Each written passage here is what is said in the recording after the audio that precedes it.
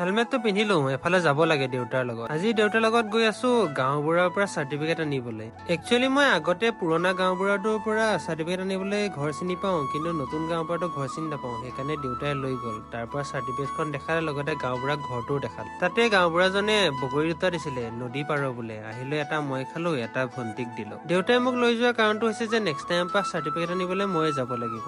আহিলৈ ঘৰৰ আলুগুটি কেইটামান খান্দি উলিয়ালো, আৰু লগতে অমিতাটো অলপ বুঢ়া হৈছে, সেইকাৰণে তাকো ছিঙি ললো। ঘৰৰ পুখুৰী যে মাছ ধৰা হৈছিলে, সেয়া কাৱৈ মাছ মায়ে বনাইছে। পিৰাহঁতৰ ঘৰৰ পৰা অনা এই গোলাপ ফুলৰ সৰুডালটো যে, সেইটো বাচিলে। আৰু এই ফুলজোপা অকমান ইমান ভৰ হৈ গৈছে ফুলৰ, মই বোলো ঠিক কৰি দিওঁ।